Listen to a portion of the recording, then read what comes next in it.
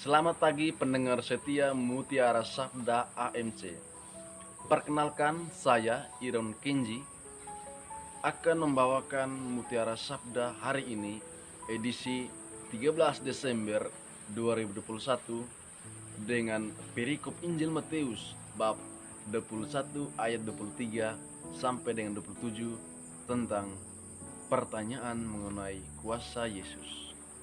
Saudara-saudari dalam Kristus Yesus, kita sudah memasuki masa Advent pekan ketiga. Kita mempersiapkan diri menyambut kelahiran Yesus di hari Natal sebagai kedatangannya pertama, dan membenahi diri agar kedatangannya kedua membawa kita ke rumah Bapa. Seharusnya umat Katolik sudah tidak ragu-ragu mengikuti Yesus adalah sungguh manusia dan sungguh Allah. Sebab jikalau masih meragukan apakah Yesus adalah Allah dan mengaku Yesus sebagai Nabi, berarti imannya masih sangat dangkal. Masih ada orang yang menjadi ragu atas keilahian Yesus, meskipun di mulutnya mengakui percaya kepada Yesus. Hal ini bisa terjadi karena akal budi atau logikanya sangat kuat mempengaruhi pertumbuhan imannya. Memang keraguan kita dinyatakan secara gamblang, namun dalam dirinya ada suatu keraguan karena tidak bisa memahami kerahiman Allah Tritunggal Maha Kuasa.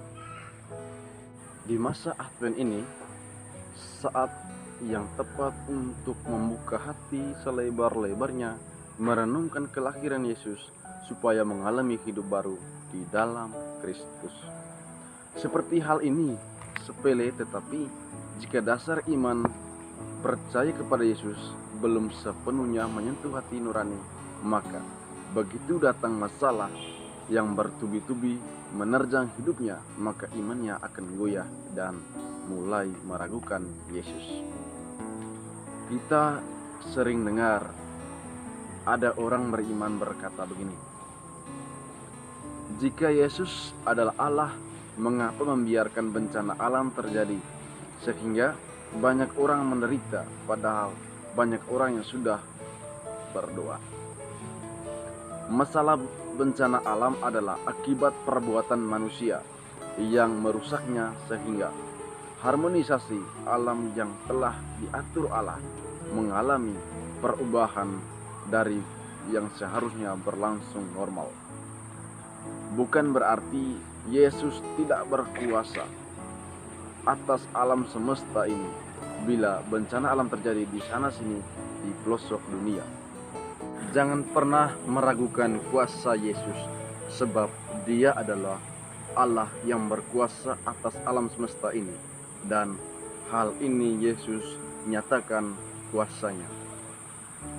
Dalam Matius bab 1 ayat 23, Yesus masuk ke bait Allah, dan ketika ia mengajar di situ, datanglah imam-imam kepala serta tua-tua bangsa Yahudi kepadanya dan bertanya, dengan kuasa manakah engkau melakukan hal-hal itu?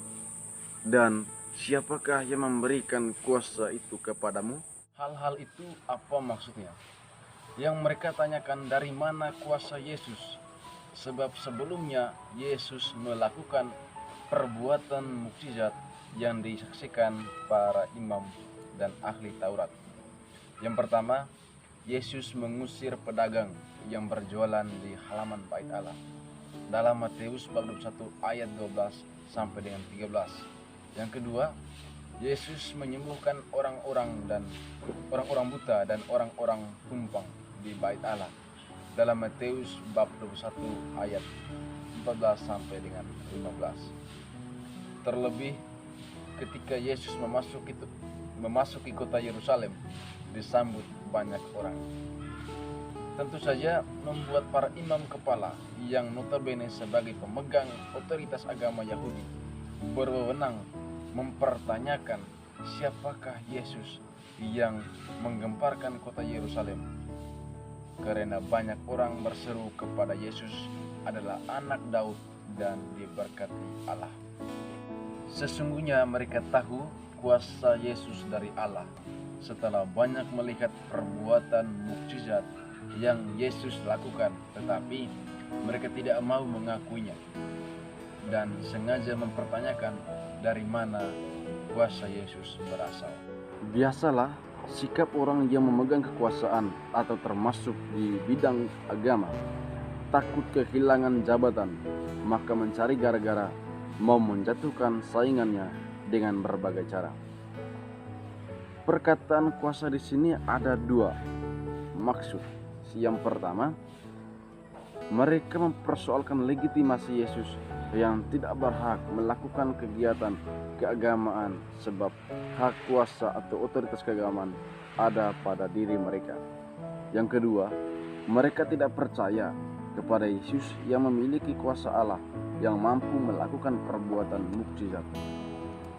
Apa yang dilakukan para imam kepala dan tua-tua bangsa Yahudi mencerminkan sikap sombong sekaligus sikap pengecut yang tidak mau ada orang lain yang melebihi mereka. Mereka mempersoalkan kewenangan atau kuasa dari mana yang Yesus lakukan, sedangkan pokok masalahnya yakni perbuatan mukjizat dan ajaran tentang kasih dari Yesus justru diabaikan, sehingga mereka berusaha mencegah bangsa Yahudi tidak percaya kepada Yesus adalah Mesias. Apa maknanya bagi kita setelah melihat perilaku dan sikap para imam, kepala dan tua-tua bangsa Yahudi yang seharusnya menjadi panutan bagi bangsanya malah menunjukkan sikap tidak terpuji? Yang pertama, hendaknya hati kita terbuka menerima masukan dari orang lain yang berguna bagi pertumbuhan iman kita. Yang kedua, hendaknya kita bersikap rendah hati, mau mengikuti kelebihan dan kehebatan orang lain dengan memujinya dan bukan malah mempersulit orang lain karena sikap iri hati dan tidak bisa menerima kenyataan bahwa orang lain lebih hebat dari kemampuan kita. Yang ketiga, hendaknya mengakui keterbatasan diri kita dan tunduk kepada Allah sebab kita ini ciptaannya dan tidak mungkin dapat melindungi atau menandingi dan mengalahkan hikmat Allah yang jauh lebih sempurna. Keempat, hendaknya kita percaya kepada Yesus adalah sungguh manusia dan sungguh Allah yang memiliki kuasa atas alam semesta ini yang diciptakannya. Yang kelima, hendaknya kita mempercayai Allah dan izinkan Allah yang mengatur dan menguasai seluruh diri kita. Refleksi untuk diri kita masing-masing.